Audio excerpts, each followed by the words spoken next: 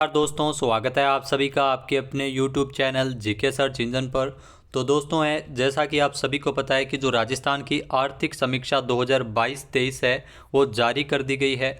तो यहाँ से हम आपके लिए महत्वपूर्ण आंकड़े लेके आए हैं जो आपके आने वाले एग्ज़ाम में ज़रूर पूछे जा सकते हैं। तो आर्थिक समीक्षा से बहुत सारे क्वेश्चन एग्ज़ाम में आते हैं, तो हमने उन्हीं को शामिल किया जो एग्ज़ाम में अक्सर पूछे जाते हैं। तो पूरा वीडियो बहुत ध्यान से देखना। वीडियो की जो PDF फाइल है वो आप वीडियो के डिस्क्रिप्शन बॉक्स से डाउनलोड कर सकते हैं, जहां पर आपको टेलीग्राम चैनल का लिंक दिया हुआ मिलेगा। तो चलिए स्टार्ट करते हैं राजस्थान की जो आर्थिक समीक्षा 2022-23 से संबंधित महत्वपूर्ण आंकड़े। सबसे ज़्यादा आपको ये याद रखना है जो सकल राज्य घरेलू उत्पाद, जी हाँ, GSDP के बारे में क्वेश्चन पूछा जाता है। सकल राज्य घरेलू उत्पाद साल 2022-23 में ध्यान रखना स्थिर कीमतें जो 2011-12 की कीमतें हैं उसके अनुसार कितना रहा है सकल राज्य घरेलू उत्पाद, तो 7,99,449 करोड़ रुपए, यानी डबल फिगर इसमें आ रहे हैं। 7 फिर 9 9 फिर 4 4 फिर 9, यानी 7,99,449 करोड़ रुपए। इनको आपको याद रखना है। स्थिर कीमतों पर सकल राज्य घरेलू उत्पाद है। इसमें अगर बात की जाए तो सकल राज्य घरेलू उत्पाद की वृद्धि दर कितनी है, तो स्थिर कीमतों पर 8.19% वृद्धि दर है वो इसमें हुई है। इसके अलावा अगर बात की जाए पिछले साल कितना था, तो आप सभी को पता है पिछले साल जो 7,38,922 करोड़ रुपए था स्थिर कीमतों पर सकल राज्य घरेलू उत्पाद। प्रचलित कीमतों पर, तो प्रचलित कीमतों पर है जो टोटल 14,13,620 करोड़ रुपए प्रचलित कीमतों पर है, और स्थिर कीमतों पर है 7,99,449 करोड़। इसके अलावा अगर बात की जाए सकल राज्य घरेलू उत्पाद वृद्धि दर की, तो स्थिर कीमतें पर यानी 2011-12 की कीमतों के आधार पर जो सकल राज्य घरेलू उत्पाद वृद्धि दर कितनी है, 8.19%। जी हाँ, 8 और 1 को मिला के 9 हो गए, तो हम इसको याद कैसे रख सकते हैं। 8.19% स्थिर कीमतों पर सकल राज्य घरेलू उत्पाद वृद्धि दर है। प्रचलित कीमतों पर कितना है, तो 16.04%। जो ग्रोथ रेट है वो 16.04% है प्रचलित कीमतों पर। तो यहाँ से एग्ज़ाम में क्वेश्चन आते हैं, इनको आपको ज़रूर याद रखना है। इसके अलावा सकल राज्य मूल्यवर्धन से भी काफ़ी सारे क्वेश्चन एग्जाम में पूछे जाते हैं, सीधे सीधे पूछे जाते हैं, तो ये भी हमें ज़रूर याद रखना है। पहले अगर बात की जाए सकल राज्य मूल्यवर्धन की, जो बुनियादी मूल्यों का क्षेत्रवार योगदान, इसमें 3 क्षेत्र से क्वेश्चन बनते हैं, कृषि क्षेत्र, उद्योग क्षेत्र और सेवाएं। यहाँ कृषि, उद्योग और सेवाएं। सबसे पहले अगर बात की जाए तो इस साल यानी 2022-23 के लिए कृषि का जो सकल राज्य मूल्यवर्धन में बुनियादी मूल्यों के आधार पर क्षेत्रवार योगदान है 2011-12 की कीमतों के आधार पर 28.50% योगदान है, और उद्योगों के लिए 27.76%, और सेवाओं के लिए कितना है, 43.74%। पिछले साल ये था, इस साल ये बदल गए हैं आंकड़े, तो आपको इस साल वाले आंकड़े ज़रूर याद रखना है। लेकिन आपको बता दें कि जो रीट के एग्ज़ाम में बहुत ही मुश्किल होगा कि ये पूछे जाएं, लेकिन आपके हाईकोर्ट LDC में ज़रूर यहाँ से क्वेश्चन आएंगे।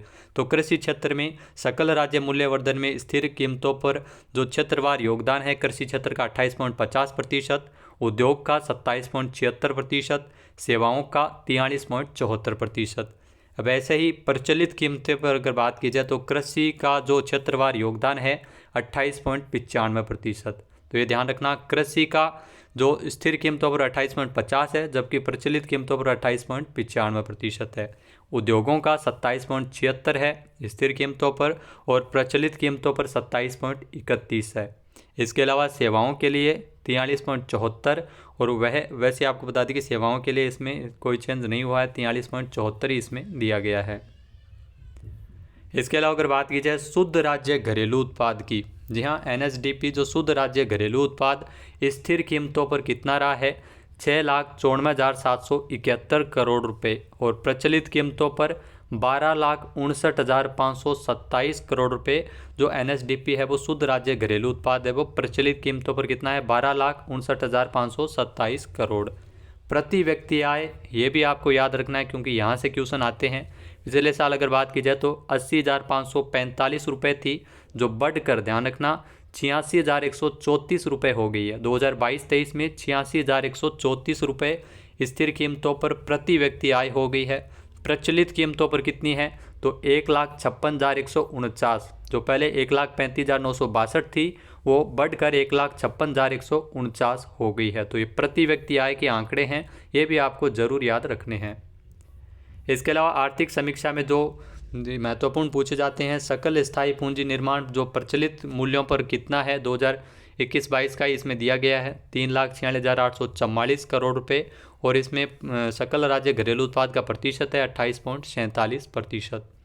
कृषि उत्पादन सूचकांक, ये ध्यान रखना, आधार वर्ष 2005-06 से 2007-08 को इसमें माना गया है।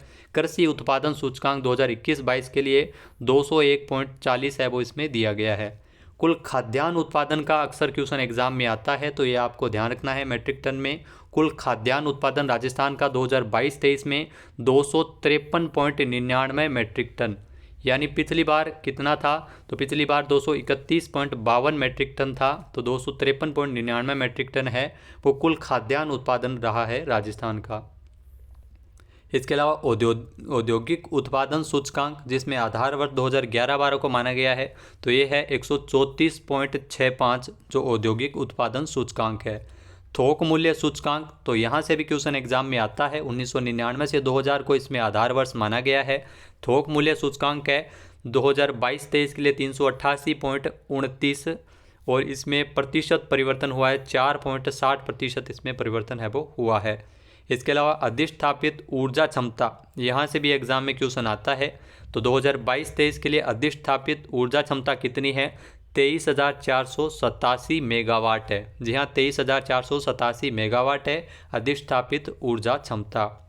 इसके अलावा जो वाणिज्यिक बैंक साख है वो सितंबर माह की अगर बात की जाए तो 4,41,569 करोड़, जी हाँ 4,41,569 करोड़ है वाणिज्यिक बैंक साख।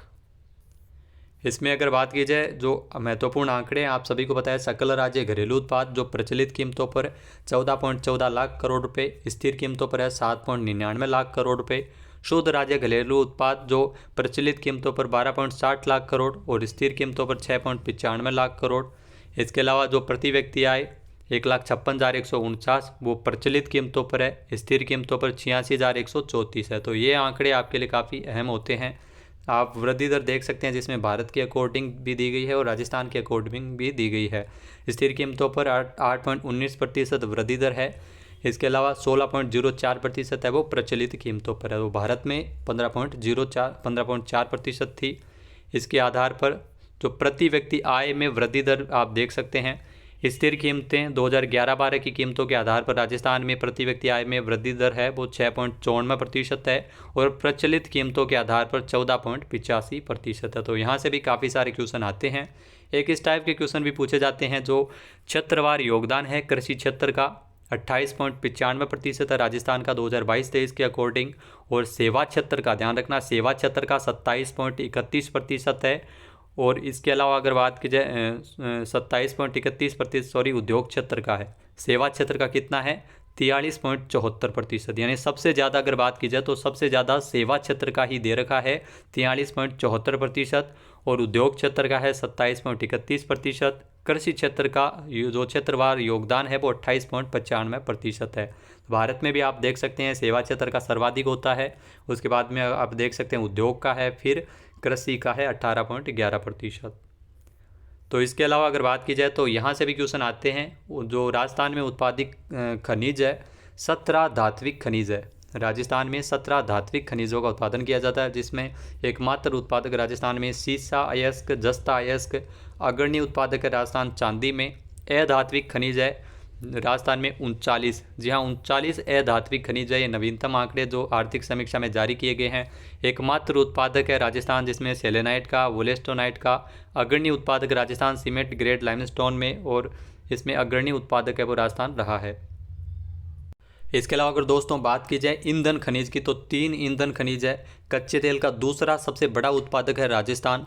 22 गौण खनिज है जिसमें अग्रणी उत्पादक है राजस्थान में जो मार्बल, ग्रेनाइट, सैंडस्टोन का राजस्थान अग्रणी उत्पादक राज्य है। इसके अलावा 2021-22 में राजस्थान से निर्यात कितने प्रतिशत क्या क्या हुए ये भी आपके लिए अहम है। तो धातु की अगर बात की जाए तो 11.44% धातु है वो निर्यात हुई है। 12.85% कपड़ा निर्यात किया गया है। इसके अलावा अगर बात की जाए 16.62% अभियांत्रिकी का भाग है। रसायन एवं संबद्ध क्षेत्र जो 9.72% है। रत्न और आभूषण 9.46%। कृषि जो है वो कृषि से संबंधित जो प्रोडक्ट है वो निर्यात किए गए हैं 7.19%। द्विआयामी पतभर है इसमें 6.22% है।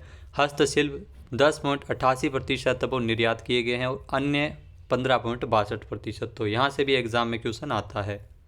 इसके अलावा यूनेस्को जो विश्व धरोहर स्थल घोषित किए गए हैं, जिसमें किले अगर बात की जाए तो चित्तौड़गढ़, कुंभलगढ़, रणथंभौर, जैसलमेर, आमेर, गागरोन ये किले हैं वो यूनेस्को द्वारा धरोहर विश्व विरासत स्थल घोषित किए गए, यूनेस्को द्वारा विश्व धरोहर शहर है। संरक्षित क्षेत्र जो सिटी वॉल जयपुर का परकोटा जो संरक्षित क्षेत्र है। वेधशाला जंतर मंतर है जिसको भी यूनेस्को द्वारा विश्व धरोहर की सूची में शामिल किया गया है। इसके अलावा अगर बात की जाए जो राजस्थान में महत्वपूर्ण अगर संस्थान की अगर बात की जाए तो राजस्थान में स्वास्थ्य संस्थान 30 नवंबर 2022 तक, होम्योपैथी 333 है, आयुर्वेद संस्थान जो है वो 3783 है, यूनानी स्वास्थ्य संस्थान है यूनानी जो अगर बात की जाए 273 है, प्राकृतिक चिकित्सा संस्थान राजस्थान में 30 नवंबर तक 39 है, आधुनिक चिकित्सा संस्थान 17,796 है। तो ये 30 नवंबर तक के आंकड़े हैं।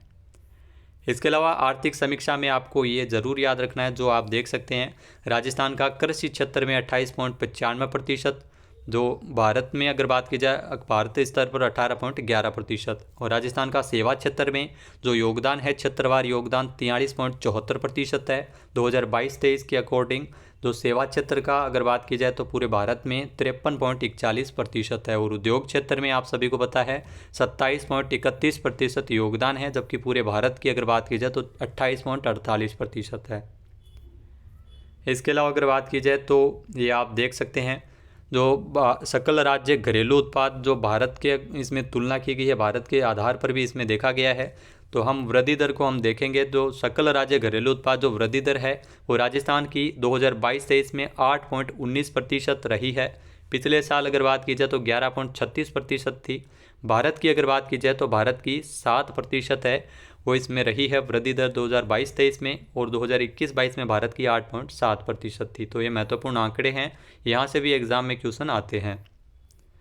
इसके अलावा जो शुद्ध राज्य घरेलू उत्पाद, जी हाँ दोस्तों, शुद्ध राज्य घरेलू उत्पाद में अगर बात की जाए वृद्धि दर की तो वृद्धि दर शुद्ध राज्य घरेलू उत्पाद में 16.10% है 2022-23 में हुई है, जी हाँ। और भारत की अगर बात की जाए तो 8.11% हुई है। तो इसमें प्रचलित कीमतों पर शुद्ध राज्य घरेलू उत्पाद जो दिया गया है 2022-23 के लिए 12,59,527 करोड़ रुपये, और स्थिर कीमतों पर जो शुद्ध राज्य घरेलू उत्पाद है वो दिया गया है 6,54,771 करोड़ रुपये। तो इसमें अगर बात की जाए तो 8.11% है वो वृद्धि दर है राजस्थान की स्थिर कीमतों के आधार पर।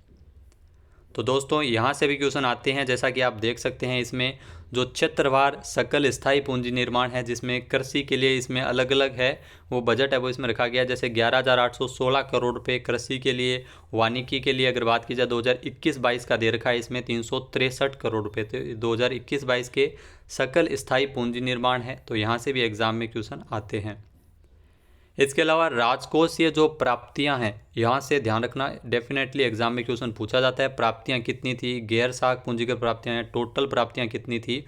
तो हम बात करेंगे राजस्व प्राप्तियों की जो 2021-22 की अगर बात की जाए 2021-22 में ये रही थी टोटल 1,83,920 करोड़ रुपये राजस्व प्राप्तियां रही थी, 1,83,920 करोड़ रुपये।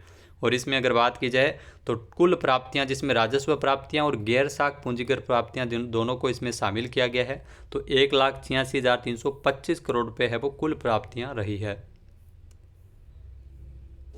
इसके अलावा अगर बात की जाए कुल व्यय तो 2,34,563 करोड़, यानी व्यय इसमें ज़्यादा आ रहे हैं, 2,34,563 करोड़ रुपये है सकल। इसके अलावा राजस्व घाटा जो टोटल रहा है 2021-22 की अगर बात की जाए राजस्व घाटा 25,870 करोड़ रुपये, जी हाँ इतना राजस्व घाटा रहा है।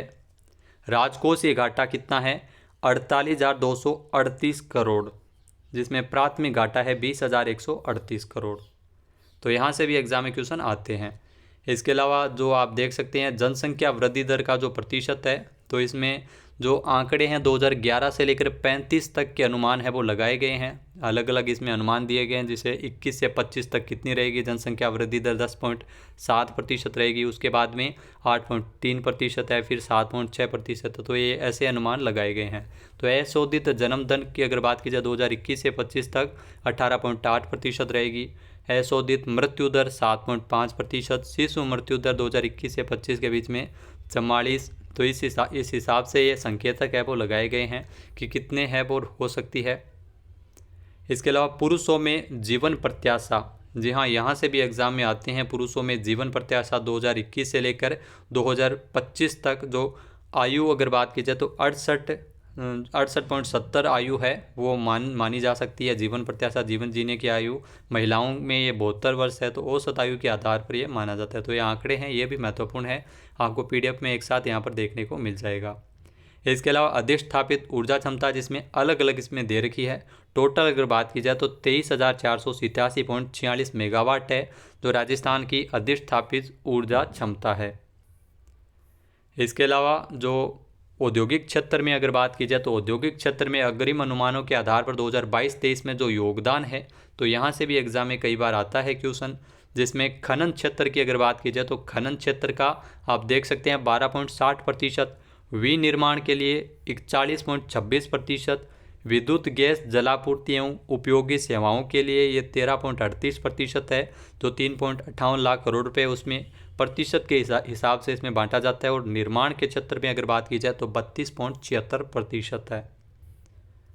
तो इसके अलावा अगर बात की जाए जो फसलों की अगर दोस्तों बात की जाए तो खाद्यान्न का पूछा जाता है कई बार, खाद्यान्न का कितना है। जैसे रबी की फसल दे रखी है, जैसे खरीफ की अगर बात की जाए तो खरीफ का टोटल खाद्यान्न मेट्रिक टन में दे रखा है 2022-23 में 77.84 लाख मेट्रिक टन। तो ये मेट्रिक टन के हिसाब से है। अनाज में जैसे खरीफ रबी हो गया। दलहन का आप याद रख सकते हैं 47.42 लाख मेट्रिक टन। अनाज का है 206.57 लाख मेट्रिक टन। कुल खाद्यान्न हो गया, यानी दोनों को जोड़ते हुए टोटल खाद्यान्न हो गया 253.99 लाख मेट्रिक टन। यानी 2021-22 में 231.52 लाख मेट्रिक टन था, यानी बढ़ा है 253.99 लाख मेट्रिक टन हो गया है। तो यहाँ से भी आता है। तिलहन की अगर बात की जाए तो तिलहन का भी पूछा जाता है 99.78 लाख मेट्रिक टन। गन्ना, कपास, इसमें आप देख सकते हैं अलग अलग इसमें दिए हुए हैं। तो दोस्तों ये थे कुछ महत्वपूर्ण आंकड़े जो आर्थिक समीक्षा से अक्सर एग्जाम में आपको देखने को मिल जाएंगे। तो यहाँ से आपके बहुत सारे क्वेश्चन हैं जो आपके राजस्थान हाईकोर्ट LDC या आगे ROEO का एग्ज़ाम होगा, तो वहाँ से भी काफ़ी सारे क्वेश्चन बनेंगे। PDF फाइल आप वीडियो के डिस्क्रिप्शन बॉक्स से डाउनलोड कर सकते हैं। वीडियो आपको कैसा लगा हमें कमेंट बॉक्स में ज़रूर बताइएगा। जय हिंद, जय भारत, जय राजस्थान।